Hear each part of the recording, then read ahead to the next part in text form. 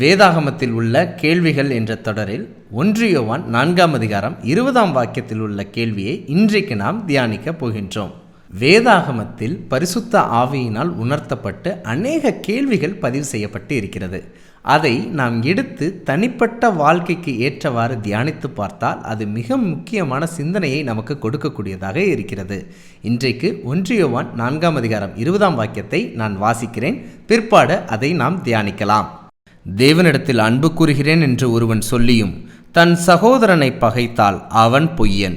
தான் கண்ட சகோதரனிடத்தில் அன்பு கூறாமல் இருக்கிறவன் தான் காணாத தேவனிடத்தில் எப்படி அன்பு கூறுவான்? இந்த வசனத்தை நாம் பார்க்கும்போது அநேக நேரத்தில் நாம் தேவனிடத்தில் அன்பு கூறக்கூடிய நபர்களாக இருக்கிறோம்.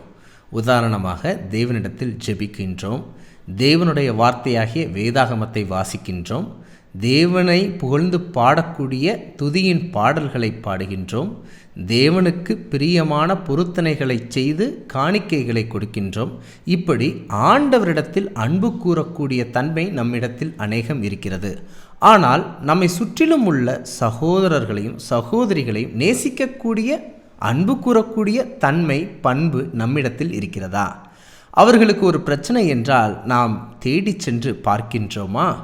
அவர்களுக்கு ஏதேனும் கஷ்டம் என்றால் நாம் விசாரித்து ஆறுதல் கூறுகின்றோமா? அவர்களுக்கு ஏதேனும் சங்கடமான சூழ்நிலை என்றால் அவர்களை சந்திக்கின்றோமா? இன்னும் அவர்களுக்கு ஏதேனும் பொருள் தேவை என்றால் நம்மால் இயன்றதை கொடுத்து அவர்களுக்கு உதவி செய்கின்றோமா? இப்படி நாம் காணக்கூடிய சகோதரனிடத்தில் அன்பு கூறக்கூடிய பண்பு நம்மிடத்தில் இல்லை என்றால் காணாத தேவனிடத்தில் அன்பு கூறாமல் இருக்கிறோம் என்று யோவான் குறிப்பிடுகின்றார். இந்த கேள்வி இன்றைக்கு உங்களுக்கு முன்பாகவும் எனக்கு முன்பாகவும் வைக்கப்பட்டிருக்கின்றது. நம்மை சுற்றிலும் உள்ள சகோதரர்களை வெறுப்பில்லாமல், கோபமில்லாமல், எரிச்சல் இல்லாமல், எந்த ஒரு தீய எண்ணமும் இல்லாமல் நேசிக்க அன்பு கூற முடிகின்றதா?